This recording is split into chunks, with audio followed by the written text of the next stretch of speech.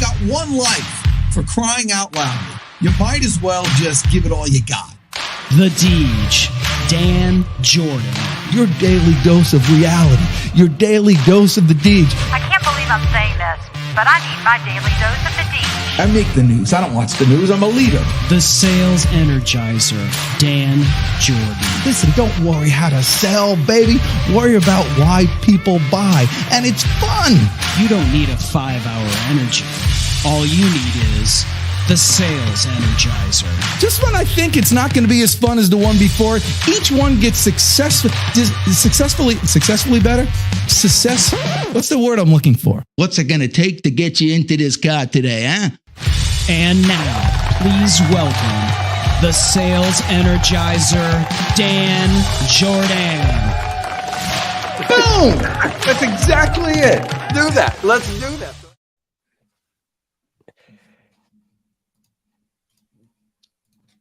Jim Fuse. We gotta keep them up.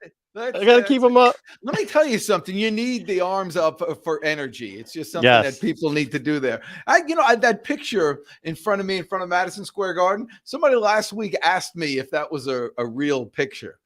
And I said, it's not. It's for the awesome Photoshop skills of people like you, Jim Fuse, to make people like me look halfway decent. So thank you. Well, we know the guy with the real skills. He's out doing family stuff, and that's Mr. Chris Stone. That's right. I know I got big shoes to fill today, so that's I'm it. Because I'll keep you guessing. What's with the VidFest Amazon influencer? It's a big hotshot now. Woohoo! Look at you. Yeah, that's right. Yeah, that thing back full there. Day in-person event, part of a 4-day event in Orlando, May 27th on Friday. So Chris and I awesome. running a full day event. We're excited about it, and it's been like we've talked before the show. It's been a good year so far. How about you? I've heard you've been pretty busy. The Deej is always busy. It's a big run, but I tell you that Amazon thing just today. People don't realize Amazon. And if you're watching from all the tubes, YouTube, the fallopian tube, whatever you got. If you're watching from all those things, feel free to comment. Garen's out here hustling around. You feel free to comment, join in, ask some questions. We got a rock star here today. But let me tell you, if you're thinking about doing something on social media and video and things like that, just an incident of how it worked today. So part of what we do, there's Amazon Live now. It is actually a thing. You could go on live and have your own kind of home shopping network. It's kind of cool. And I had a guy today connect with me on LinkedIn, and he put his telephone number, which was like saying, call me. And so I went ahead and just his number's there. So I called him. And he goes, man, I just had to meet you. I saw one of your things on Amazon, and I bought an ice maker. And I bought this ice maker just because of you. And then I said, I had to meet this guy. And so he literally, we had a conversation. And so you can meet people. He was just in New York, but you can meet them all over the place by doing this stuff. So go out there and give it a shot. All right. And so make something happen. But with that said, it's not just small companies and people, influencers that can do this. Companies as well, larger companies, it's just a new avenue to sell. But it does offer some challenges with all the new hires that you have to do. And so because of all the new world of going on with hiring, you're working from home now, right? Oh yeah. Yeah, that's right. You and everybody else. And that's created a ton of new problems and challenges for people with businesses. And so I thought we'd have the expert come here with us today that we could talk about the new world of HR. She's actually convinced me that it's exciting. Before we do that, I want to talk about our sponsor. Can you pull up our sponsor right there? I don't have that slide. Okay, so see, this is what happens, ladies and gentlemen, when you're using Jim Fuse. There's going to be 1,000 things that I'm going to force you to screw up about. So with that, let me introduce our guest for today. She makes people feel good even if they don't deserve it. and she's an expert in her craft, and she's been described as a big block of sugar. Please help me welcome my friend, Terri Etheridge. Come on down. Happy to be here, Deej. Happy to be here. That's right. This is where the action is, with Jim Fuse playing around with his little, back, stuff in the back room there. Love it. Love it. All right. Well, so Terri, this is your second go round here on the show. I know, and it's so fun. I appreciate you having me back. And now you have a true professional instead of Chris Stone, who's causing all sorts of problems. Hey, now, you're into HR. Let me ask you something. Jim Fuse, you were in the Marines, right? Yes. Oh, right, which is really cool, by the way. It's cool just to say that, that you're in the Marines. Right. Now, I'm thinking about both the Marines. I imagine, the services, they have big. Did they have departments for HR in the Marines? Well, we don't call it HR. We call it just administration, but it's definitely like HR, and we have all those things that HR people deal with. It's everything from personnel issues are a big deal in the military. For sure, as I'm sure Terri can imagine. We have all those people that try to complain. Of course, sometimes we try to say you're not allowed. In fact, I don't know if you guys saw this in the news recently. I don't watch news. Oh, by the way, no muzzle. No muzzle anymore. Is this not the greatest thing? It's like freedom has joined us once again. I can go all over the place. I'm muzzleless. Oh my gosh, the greatest thing ever. So no, I didn't watch the news. But what happened? Well, it wasn't like, it was something I saw online, because I don't really watch the news either. But it was more about a Marine that is a Sikh wants to be able to have a beard and a turban. So there's a whole lot of controversy over whether can he wear it or not, because he's not within what we as Marines consider our normal standards. So you get that's definitely an HR issue, and I'm not gonna make a comment on it. So Terri, what do you do if there's a dress code and somebody's obviously violating it? How do you tactfully change that without getting sued? So what I would tell you is look at your dress code policy, right? Why do you have one? What's the value? The world is changing, and people are needing different things and expecting different things. So we did a lot of traditional things. I don't know that we always did them for the right reasons. And so I would look at why we have that policy to start with, and maybe we don't need that policy, right? There are some things that are safety concerns, and so you definitely need to make sure it's not a safety concern. But if it's just because it's not the standard that we've always done, be a little bit more open to looking at things differently. Yeah, but then what do you do when things go too far? So this weekend was Easter, right? And so you go, I'm Jewish, and so we had a Seder on Friday night, but then we went to church actually on Saturday, and then we had the family over and the whole thing. But you go to the church, and these young girls, I guess they want to dress up. It's springtime, man. If there's inappropriate stuff going on at church, what do you do when someone's dressing, a female is dressing inappropriately at work? Wow, Deej. Am I not supposed to say that? No, not at all. I think it's, it happens. And again, it's based on perspectives and what people feel is inappropriate or not. So kind of goes back to your company culture. And, again, I'm an advocate for looking at things differently and saying, you know what, if I decide to wear shorts to work, who cares, right? As long as that fits in line with the type of work that I'm doing. Again, we have to look at things differently than we did in the past. And if we can do that, I think you find some good collaboration and some good compromises that work. Right. Well, here's the thing. I went to a networking meeting last week, and I'm out there, and there's a bunch of real estate agents there, because That's what they do. They go to these networking things, right? And they all wear their, I guess they were told, and I've given some presentations at real estate offices, and there's like, it's like a slogan: if you're going to be an agent, don't be a secret agent. And, they want you to put a name tag on there or something, don't be, where's your name tag? What are you, a secret agent? Like, that's their big joke, right? But they put their name tag right here. Now, I've been taught from a young age, when you see a female, never just look at their eyes. Don't go below their eyes, because that's all that matters and all that stuff. But they put their thing right on their boob. What am I supposed to do? You could ask them their name, right? It's okay to say, hi, I'm Dan. Right. And they say, oh, can't you see my boob? I mean, my name tag? I mean, It's just not fair. Yeah, they're setting us up for failure, Jim Fuse. Well, we got look past that. Look past it.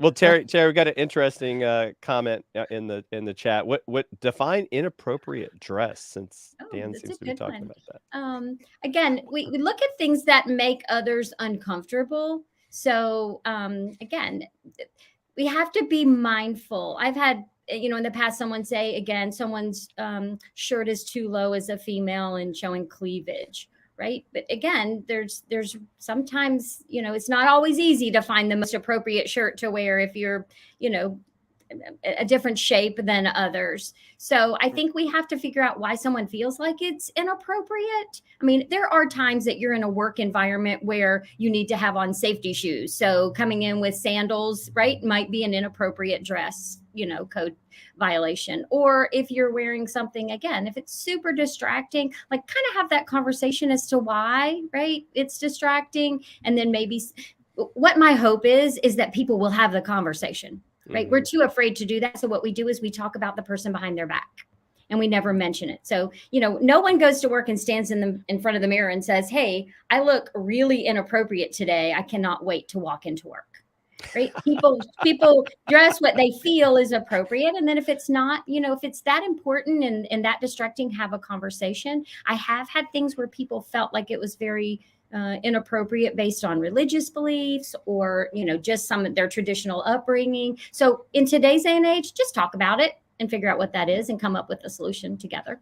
All right. So here's the thing. And I've had several women on this show and different topics, but the topics always range, there is a certain, men and women are different in the workplace.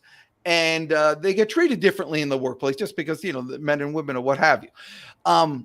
But I didn't realize this till I spoke with you sometimes that even in there, I've always been involved in like companies that didn't really have much politics. So I'm able to talk freely. But I realized that larger companies do have a lot of, no-nos that you're not supposed to say. And so I'm not even supposed to notice that, someone's wearing a short skirt or cleavage or all that stuff. So how, if I notice it, certainly I'm not going to say something because that's saying that, hey, I noticed it. Yeah. So again, trying to have that mindset of looking past the physical and what you see and really engaging in the conversation and the meaning of the interaction and the purpose of that is what I would tell you to try to target. Okay. I don't know how we got started on this. This wasn't really, I have a really actually good story that I'm not going to tell right now, but the thing is, that feedback is really important. I was blown away when you told me the other day, because I look at HR as kind of a necessary evil. I'm a sales guy, and I used to have a recruiting company, and the whole goal of life was to avoid the HR department. Like, though, you're filled with a bunch of people there. This is my impression. You're filled with a bunch of people there who can't make a decision, have no power, don't have a budget, and only can say no. And it's like, and it's the toughest job for an HR person because they're recruiting somebody, and as far as the whole company thinks, that's your job, and so you hire a good hire, and they're like, and you want to get credit for it, like, oh, I picked that one of all, and they're like, that's what you're supposed to do. I mean, you're supposed to hire good people, and then you hire a bad one, and they come to you and they say, you had one job. You know, all you have to do is do this. But then in meeting, so let me ask you this: aside from that, why I was going to say, why are HR people so ornery? But what do HR people do all day? Nothing.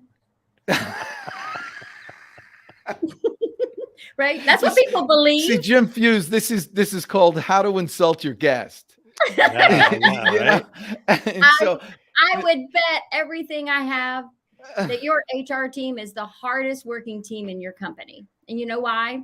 Tell me why. You should make her big, Jim Fuse. You want me to make her big? I can. Yeah, yes. This is her time in the sun. They support your people, right? And it's not just we support your people, you know, from 8 to 5. We support your people. I'm getting the phone calls at 10 o'clock at night or 4 o'clock in the morning, right? People need more than just in the normal, you know, course of a work day. And so HR people, again, you're right. We've gotten a bad rap for a long time, quite unfairly, I might add. They're the people who care. And if you're an HR person on this call, much love to you, because it is sometimes a thankless job. People don't understand the detail behind it. When I've had someone say to me, what do you do all day? Right. And unfortunately, a lot of the work that you do, you don't share with others. Right. And so give the credit. I asked an organization recently, I was speaking to their CIO, and I said, what is your relationship like with your HR team? You know, what are you doing to build that relationship? And the answer was insulting. It was, you know, we call HR when we need HR, and maybe I speak to them once a month. You know, what's the real value there? So if you don't understand that, if you can't build that bridge between what you're doing operationally and what you're doing with your human capital, you are already behind. So I think that if we can get organizations and businesses to say, I've got a DevOps team, a RevOps team, a sales ops team, guess what? You got a talent ops team too, and they're called HR today, and you need to be engaging and building your strategies together. That is so, yes, that is so good. That's exactly what I was looking for, because you told me something the other day. And Jim, if you could pull up those slides. Sure. There was one thing that I realized, and it's that the HR department is the only department in there that has to deal with no data. And so you showed this, but you said that, go to that next slide. This freaks me out. 98% of all, he's having a hard time with the slide. Oh, okay. Yeah, I thought you was going to change your slides. That's okay. Okay. 98% of HR professionals are burned out. You shared this with me yesterday. And so, I'm thinking, I'll tell you why, Terry, and maybe correct me if I'm wrong. It's because you guys are so empathetic.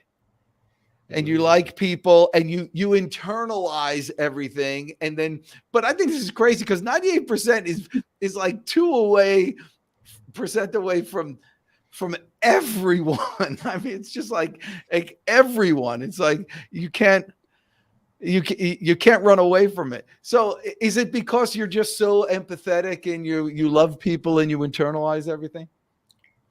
I don't think it's because we overcare. I know that we, tend to be labeled as people who overcare and take on, the woes of the world. But I think what really happens is people don't define what their expectations are of HR, right? So I kind of want you to be there when I need you. I'm really not always including you in the prep work or the strategy of things, but it's a firefighting moment where I need you. I always said I could never actually strategize and plan my workday, because the moment I walked in, it was going to be based on whatever the needs of the business were, right? So I walk in and there's somebody waiting at your door. Whatever I had planned to do first is not going to happen. So it's that living in chaos that we talk about, of supporting and being in a support function. But I think our biggest challenge has always been that we don't have data. Now, There are certain types of data. I don't want to say there's no data in the HR space. So 75% of the data we have today is more in the recruitment, right? We know where jobs are posted and how many people apply and how long somebody stays with the organization, that type of thing. We have some exit information, but that life cycle of the employee, we have annual performance reviews and we have some yearly engagement surveys, but that's not telling you in real time what's happening with the performance and the engagement and of that individual. And bigger than that is we don't personalize anything. So, right, if you don't personalize something and you generalize everything, you're not able to maximize anything. So, the real value that I see for HR is these opportunities to take the data that we need. Because again, I think Deej, you and I talked about it. It is shocking to think that someone would walk into work tomorrow in a sales organization with no sales data, right? I just have to guess. Yeah, make some projections. Right? Like just take a guess about it. Someone asked me yesterday, they said, what's the number one selling item at Walmart? Do you guys know what it is? Water? No, hold on. Let me guess. It's probably going to be right there. The number one selling item at Walmart is the. No Googling, Dan. He's like, no, I'm trying to think. I don't know. A Reese's peanut butter cup? It's bananas. Oh, I was so close. Bananas, right? It's right there. Right. So imagine if you didn't know it was bananas, right? Right. You didn't have that sales information and you're pushing oranges, right? So what's super, impactful when you think about everything you do in sales, you're using data to make decisions, production, how much product are we going to need? Like you have data and information to run your business. Same with finance. You have all. By the way, let me cut you off. Jerry, put Jerry up. Jerry's a funny guy. Jerry Bobolinsky. He keeps on putting things up here. He actually guessed Pop-Tarts, even though he's wrong. Yeah.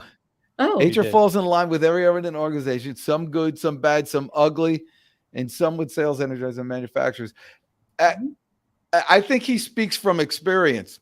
Absolutely, and no doubt. There's all shapes and sizes when it comes to HR and the benefits that they add to the organization.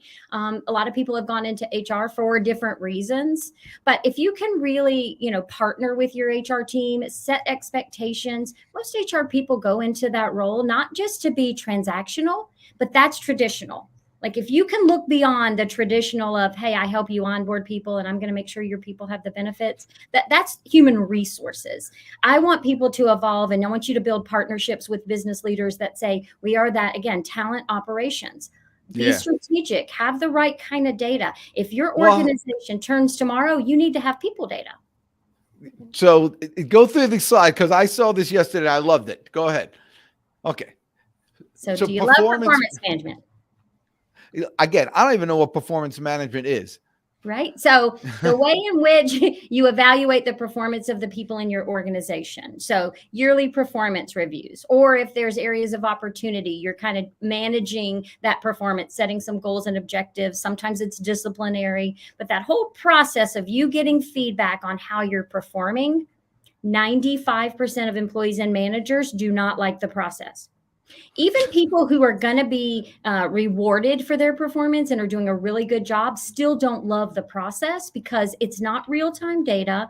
We're not talking about it consistently, and they're not getting feedback on an ongoing basis.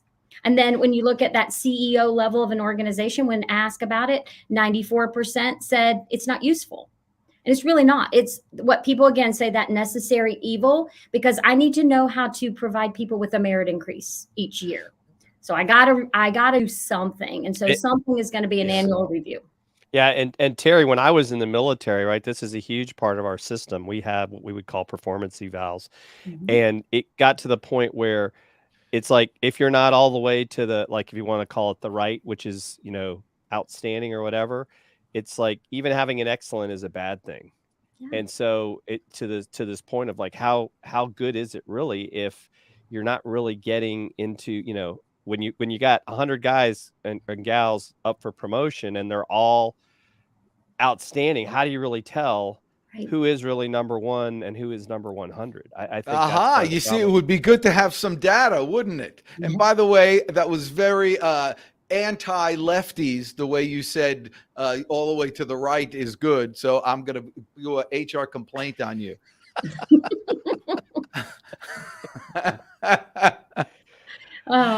Wait, here's Bobolinsky. Hey, I give everybody a new name. Jerry, you know I love you. But Bobolinsky sounds so much better than Bobinski.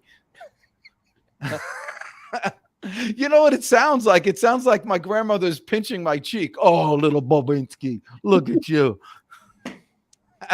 Okay, I love his question. All right, what is it? It's a topic, kind of where do you draw that line when something, is not offensive in a complaint?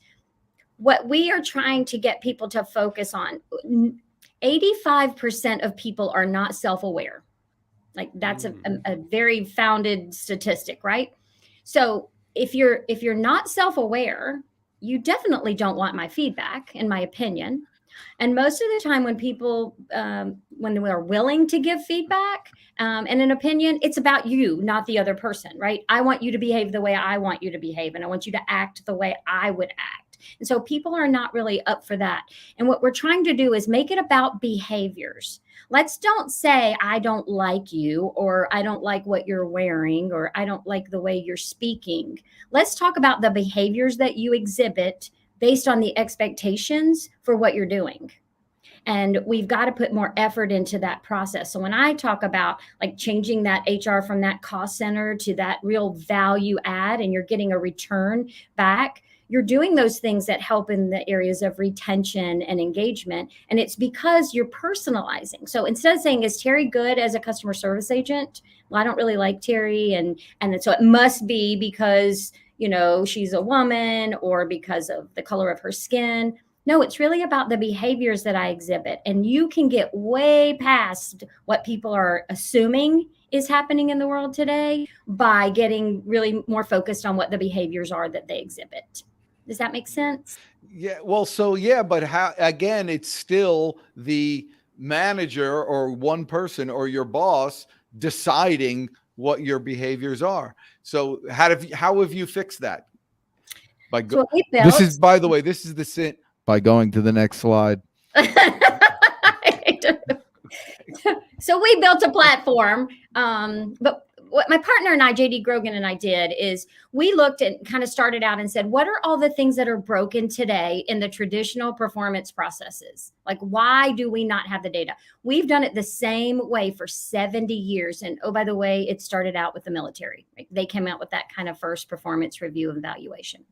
So people don't tend to do it differently. We just do it the same way, and we complain about the process. And it is a lot of times unfair. It is biased a lot. And, it's, again, one of the reasons that people dislike it so much. So what we tried to accomplish was giving people real-time data feedback from those that they interact with, not just some people, but based on a cadence of who you interact with on a daily basis, starting to get feedback on the behaviors that you're exhibiting, and then being able to share that so you have your own data in real time. Stop guessing or waiting till the end of the year. Let people be accountable for their own roles, their own goals and objectives, and hold themselves accountable for that as opposed to comparing them against others. That's cool. And it's real time. And it's real time. Yeah. And we haven't done it that way in the past. My opinion is because most people don't, like you said early on, they don't love the area of HR because it's unknown to them. I think there's a fear that says, I'm going to say the wrong thing, I'm going to do the wrong thing. And so I'd rather just avoid it.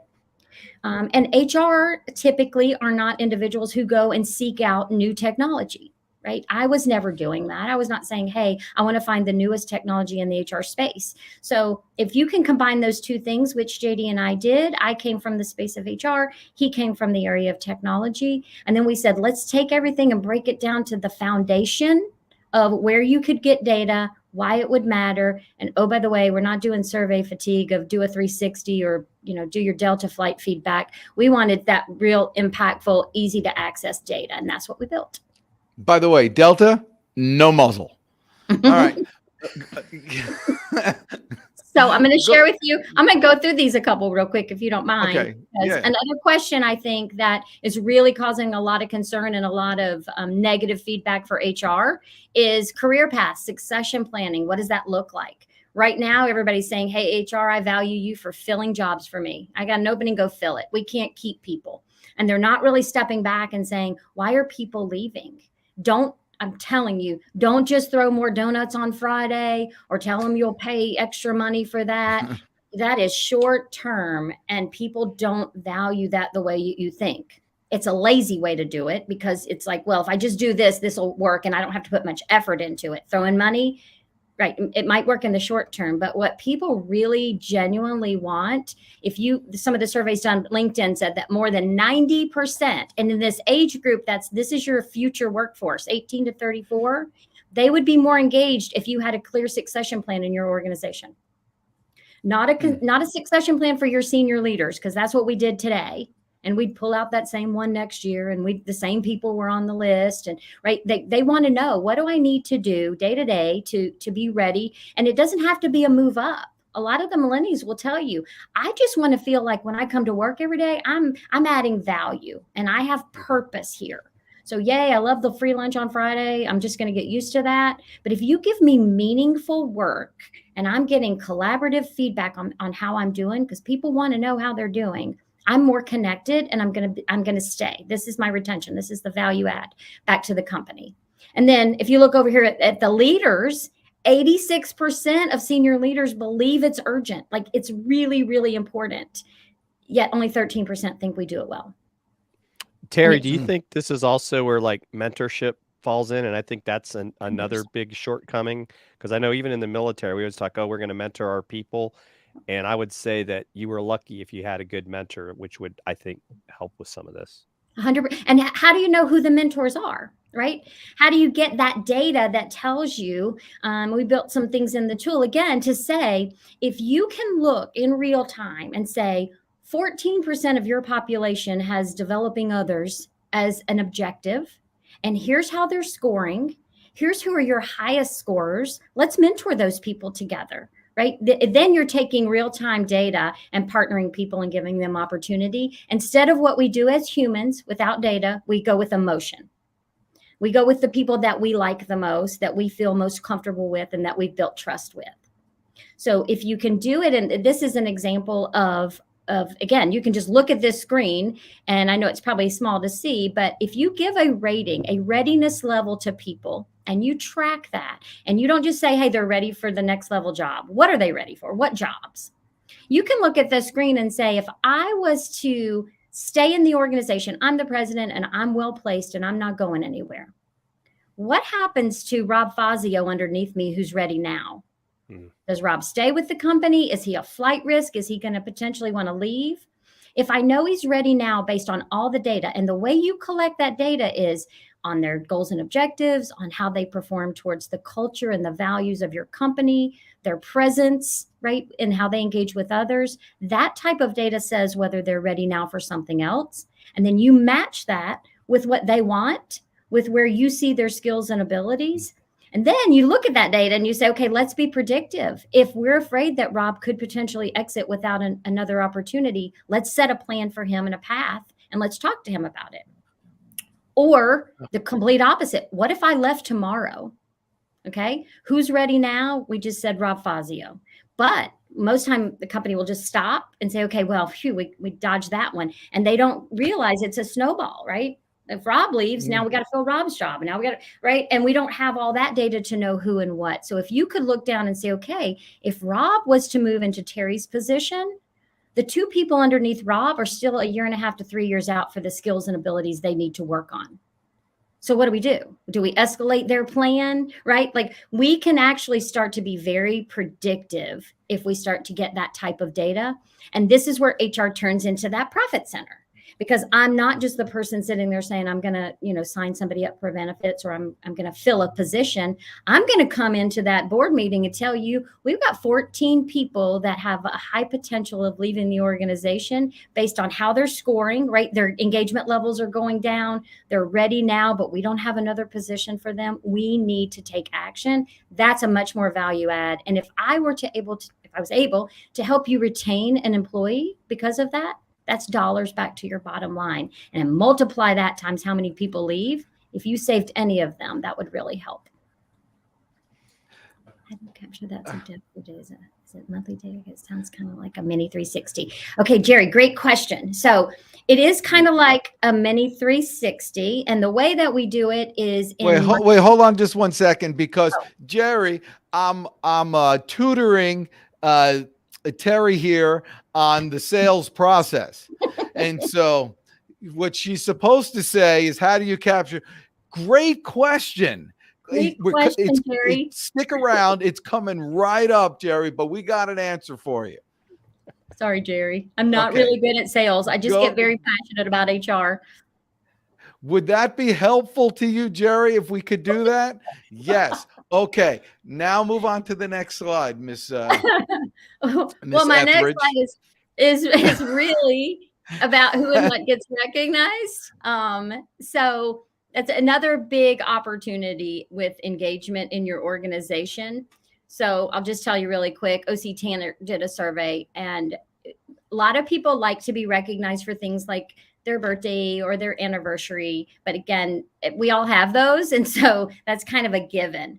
What people really want to be recognized for is the work that they're doing, the way that they are exhibiting the core values of the company. And I don't want to just be recognized by my manager, right? That's awesome. Everybody likes to be recognized differently. But what most people do love is that the CEO can see what I'm doing. And again, in real time. Imagine walking down the hall saying, hey, I heard you did that amazing thing on the project team yesterday. Awesome work. Love having you here. That means that's true. That's really true, because, a lot of times you get a birthday card and you're like, thank you. But, I didn't have much to do with that. I mean, it's like, I didn't really earn that. That just kind of, you should give that card to my mom. I mean, the woman was working, and so, but you're right. So to be rewarded for that, which you've actually, effort that you put out, is much more impactful. Right, Jerry? We kind of go with that understanding that, like, who knows better about an employee's performance than the people they interact with every day, right? A manager knows some, but they're not always right there, especially with people working from home, right? Huge challenge in saying, part of the burnout for myself came from, I was going to be on every single call. I had to be, present, and I have to make sure that everything's happening the way that it was supposed to be.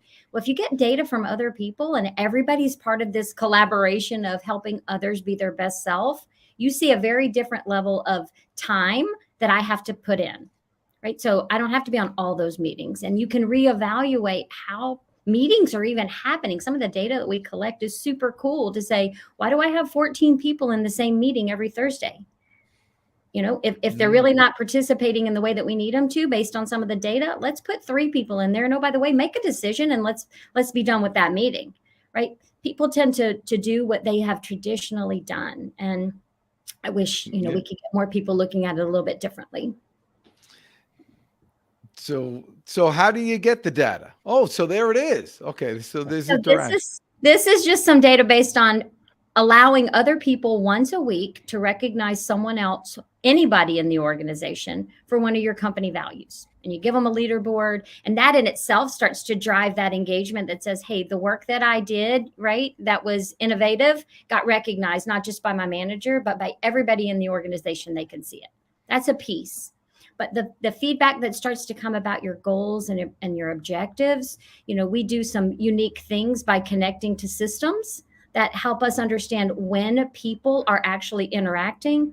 And instead of you having to do all the work, right, of a manager sending out a survey, like a 360, to get feedback and then analyzing that information, the system says, we recognize, based on whether it's scheduling systems or calendar systems or a cadence we set up, that this many times you have interacted. So now what I'm going to ask you is, one of the goals and objectives for Deej is empathy. I need that. This is what it means, right, in our organization. And these are the behaviors he should exhibit. Do you see this? Not, do you think Deej has empathy or not? Because we're just going to go back to what we believe about Deej as a human being. So there's these unique ways to capture the data. super quick, super easy, but because you collect it from everybody that you interact with, that data then goes and forms your dashboard so you can be accountable for yourself again, like we said in the beginning. So did you have anything like that in the Army, Jim Fuse? Well, I wasn't in the Army. I'm sorry. But in the Marines, I don't know if you talk about empathy. I don't know that we had empathy. Once a Marine, always a Marine, right? Well, and, Yes. it is very cumbersome. And so again, why people don't love it, that's something, again, looking forward, if I could get HR teams to be really open to looking outside at what's being built, what are the new technologies that are coming out, and have businesses be open, because a lot of times what these senior leaders say is, oh, if it's about people, it's HR. Well, HR is not a person and HR is not a department. HR is part of the fabric of every company. Everybody's responsible for HR, because if you can help me and partner with me and collaborate with me and make me feel included and valued, we all win. Right? Seat backs and tray tables up. That must be JD. He's flying. Yeah. Yes. So apparently you can use your computers in the, you could be online on airplanes now.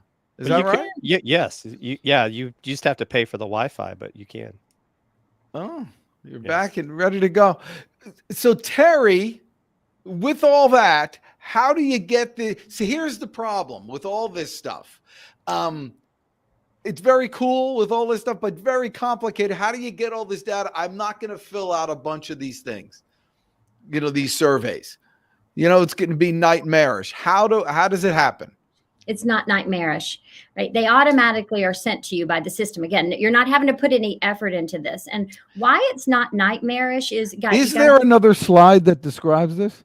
I don't think so, but we. Isn't there that?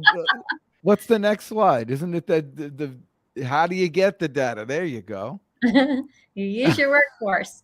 Okay. But if we could get people to really focus on, again, what data do you want to collect? If you look at the future employees that you're going to have in your organization, they love technology. That's all they've ever known is technology, right? They love feedback. They want to know how they're doing, and they want to know in real time.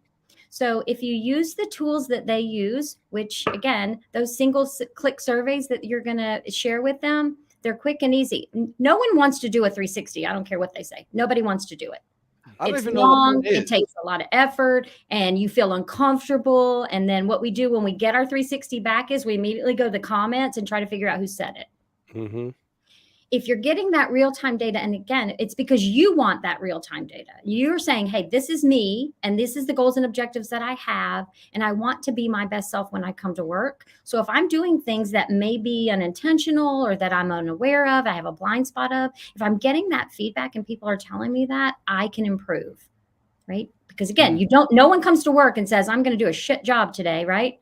I just want to see what I can mess up and have people frustrated at me. People don't do that. This is a family show. Sorry about that. Did I say a bad word? You can say poop. Oh, poop. That just sounds even uglier. But you can collect the data easily and then use it to your advantage. Again, this is where HR gets to come in, and there's so much predictive information that you're going to have. You see DE&I information. You see wellness information. What's DE&I?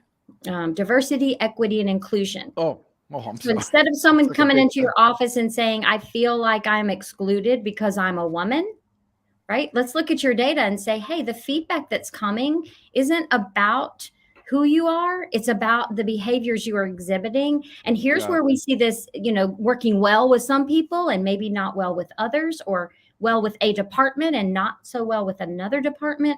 That's the type of data that HR can be using to help people. And then when you are actually using that in a very positive, structured type of way, people feel valued. Like, you care enough about me now, and I'm building this trust and this transparency that makes me want to stay and work here. I mean, the best work I've ever done and the most engaged I've ever been in an organization was when I felt like the people, my peers that I worked with, valued me and my work. Yeah, well, everybody always says that, everybody always wants that, but does that really happen? Like in the real world, Does that, you're like, how are bonuses given? Is it truly based on merit? Currently right now, if people are using a 360 thing or what have you, how are bonuses given? It's the perception of the person who probably manages them. Again, it may not seem fair to others. It may be fair, right? But again, without using data and your decision making, a lot of it just goes with, perceptions of the people that get to rate you. Because there's always that thing where you say, oh, yeah, well, they got it because, the nephew mows their lawn. Yeah. And people will make up their own story, right? You do it, I do it. It's just part of us being human. We want to come up with a reason why it wasn't us, why I wasn't recognized, why. And again, that goes back to, if you're not using data in your decisions, it goes back to a personal feeling or opinion or a relationship. And I will always assume that that's not fair if I'm not the one that got it. And so this data that you get, how, I get an email, and I have to, what if I don't do it? If you don't do the survey. So it's another great thing about data. You would know who's not doing it. And that's your opportunity to engage, to say, hey, you're not providing the feedback. And kind of part of our culture is a feedback culture. We're building that so that we have that right type of environment for growth. Again, you have to set that at the senior level to say, this is what I expect. Our greatest companies that we're partnering with right now, every one of the CEOs of the company said, this is the company I want from, for the people that work here. I want them to feel they can be open and transparent. They can be their best self when they come to work, because everybody is adding that value. It's not just, I, it is a team effort. Well, what if you're working with Jim Fuse and you're not in person with them? Does it work with an interaction like this too? Absolutely. Right. So this was an interaction. So Jim Fuse is going to get an email if he was after this giving his feedback about you. He could do that if he was part of our team, right? If he was engaged in our organization, or I could send one, right? We can set him up as a customer or a client, and he could get feedback to share. So we do it both internally and externally. Yeah, I'm joking around, but it really is kind of very important. Jim Fuse, do you have a CRM or a program where you keep track of people? I do. I use Nimble as a CRM that I use. And you're able to keep track, and it says when you spoke to them last and what was about, and you put notes and all that stuff, and it's all that. What if that was all gone? That would be horrible. Yeah, I mean, you can't. And I'm thinking that's what an HR person deals with every day. They walk in, everything's good. The sun is shining. The birds are chirping. You're riding your bicycle, bugs in your teeth. Everything's happy. You walk into the place. It's like running through fire. And then, what's going on? The whole world collapses on you because is there any good stories, Terri? Did you ever have any good stories where somebody, like, well, why don't you tell us a story? I'm going to make it. What kind of story would you like? Hey, I want you to tell me a story where you thought the day was good, but then all of a sudden something happened. The story would be, what is that something? This is, Jim Fuse and I are ex Toastmasters, and there's a portion of Toastmasters which is called table topics, right? Jim Fuse, which is called extemporaneous speaking.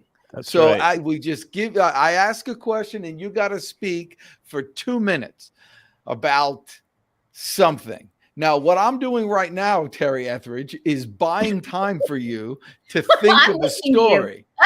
Okay. But you ought not to be listening to me at this point. Oh, I should be. Okay. What was my question again?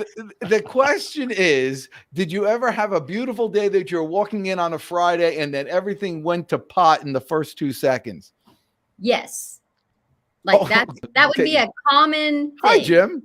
Nice to see you, Jim. Jim wanted to answer my question. I was giving her a little more time. So I'll tell you something that is important to me. So there was a situation. I did come in on a beautiful Friday and things were good. And when I was walking into the lobby, I overheard an employee having an argument with someone on the phone before they actually entered the workplace. I went up to my office, started to get some of my work done. And then 5 minutes later, manager walks in and says, we have an employee. He's got to go. We're done. And I'm in shock because I'm like, I've never heard anything negative about this employee. Let's get some information. What's happening? So we spent the next hour just talking through all the drama that was associated with this employee. And they were at this point where it's like, well, maybe they don't need to work here anymore. And so what I did was uniquely then again, so my first hour is gone of what I thought it was going to be. But the second hour, we actually spent some time and I did some research on that employee. We had done a super cool assessment, cognitive-based assessment on some skills. I pulled out that data. I was looking at old performance reviews. So it was taking me a lot of time to go back and try to find information on the employee. But then I had the conversation with the employee to try to understand the behavior that I had even just witnessed myself. And really found out that they were going through a divorce, that they had been uncomfortable to share that information. So over the period of the prior 3 months, his performance had slipped and people were extremely frustrated with him. They started disengaging from him and excluding him, which caused him more frustration, right? So now he's worried about losing his job on top of this divorce he's going through, and he didn't know where to go. If I had had that type of data that we're collecting with intHRaction in real time, we would have known that his behavior changed for some reason. So what we were able to do is get him the kind of help he needed to support him through that divorce, kind of re-engage with the team on some of the expectations, and he turned back into that high performer. So if you have real-time data, you can do a lot of things very differently, but you can do it quickly so that you're not spending your whole, morning on an event that could have been handled in probably 30 minutes. Now, Jim would have fired him.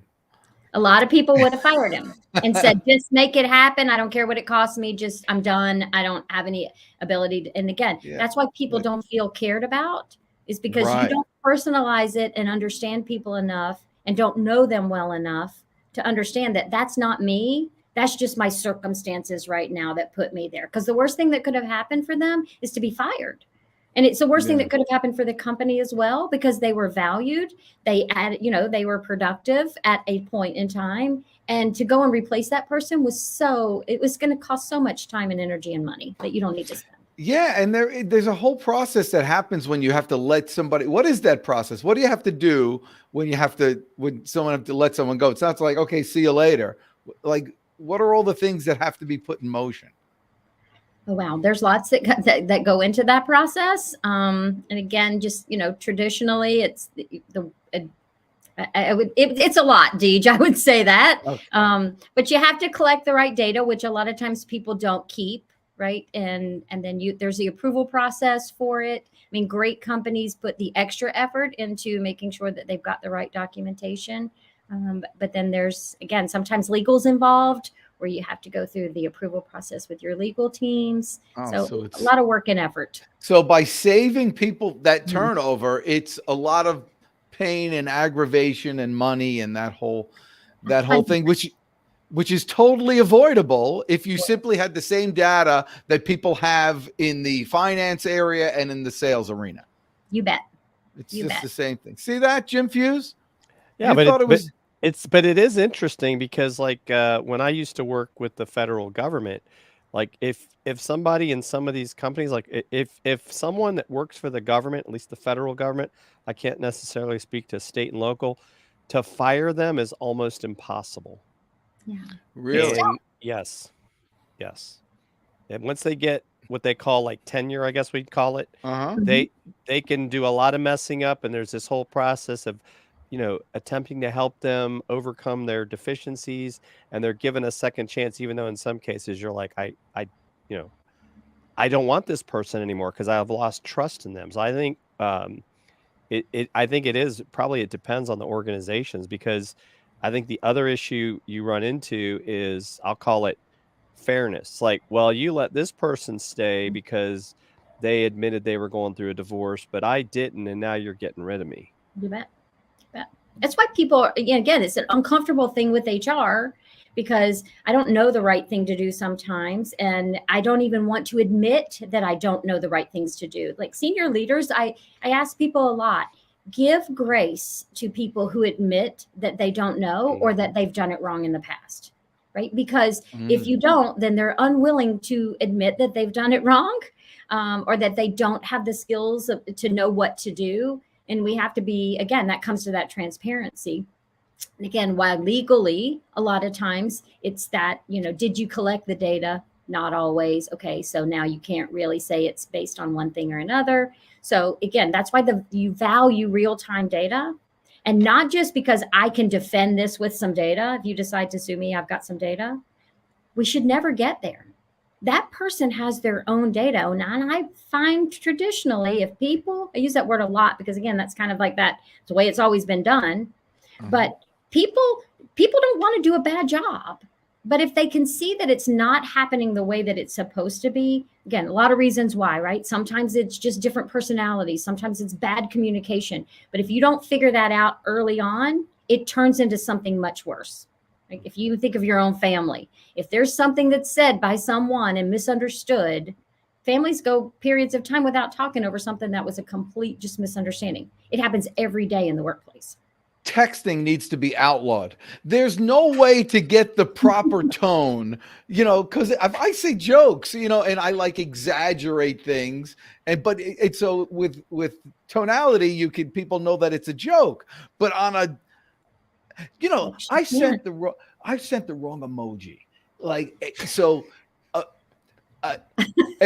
wasn't too bad, but it didn't express what I want to say. I got an awful text today that someone that I know has passed away, and I wanted to put a sad face, but instead it was right next to like the vomit face. And so I sent the vomit thing, and I'm like, it was all, and then I had to like explain, I didn't mean to put the vomit face.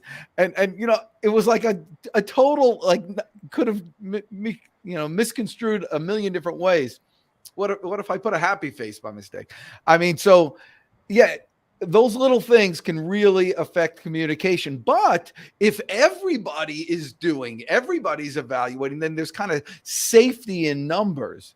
If I send 20 good things and then one nasty one, you can kind of throw that away. Though I don't say nasty things to people. I can't imagine. I avoid saying, I say rude and uncomfortable things, but they're not nasty. You know what I'm having for lunch though? Matzah and gefilte fish left over, and I'm sick of it already, and so I have to deal with that. So that's type of stuff. See, I wouldn't bring that to HR though. I don't think it reaches the level of HR, but other people around me, if you have too much matzah around you, everybody knows. And so, that might be something that would complain about, right? Jim Fuse has that problem. People just kind of complain about, okay. So Terri Etheridge, so how do people get a hold of you if they want to try out this awesome software program that you have going on? intHRaction.com. It's INT capital HR ACTION, intHRaction.com. There's some great information there that kind of, even some questions about, is it right for you? Are you at that place where you want to align your business strategies with your HR and people strategies? So you can go to intHRaction.com and we have a link there for you to use. Unbelievable. Well, that's awesome. Jim Fuse, I have to thank you for coming through. Our good friend Chris Stone was out driving around with his son playing soccer, which he calls football. That's correct. Football. That's right. It's football everywhere but here. That's right. But we are here. Yes. Yes. And so he's out there playing soccer. Apparently they did well. He didn't get home till 2:30 a.m. Yes. Which is ironic because you know what time I woke up this morning, Terri Etheridge? What time? 2:30 a.m. 3:30. I've been up since 03:30. And let me tell you why. If you want to get the best out of me, you just tell me something I can't do. Somebody said to me yesterday, seriously, he said, I'm a little concerned. I don't think you can handle the pace. The Sales Energizer. I don't think you can handle the pace. And I said, wow. Anyway, so I'm up at 3:30 this morning, rocking and rolling. And the first thing I thought of when I woke up is I bet that punk is still sleeping. So did you call him? Well, no, I should. He'll get a call tomorrow morning, a text. Hey, anything going on yet? Anyway, this has been awesome. Thank you so much, Jim Fuse, for coming through in the clutch. And all these people watching, I appreciate you. Terri Etheridge, you're as beautiful and as sweet as ever. Thank you, Deej. You know what's better than you, by the way? What? Nothing. So I appreciate you for coming on and making everything work here. And for all you out there, just remember, HR is not necessarily the villain that Jim Fuse thinks they are. You guys are the best. I'm the Deej. Go get them today. Go get them. Go get them. Thank y'all for having me.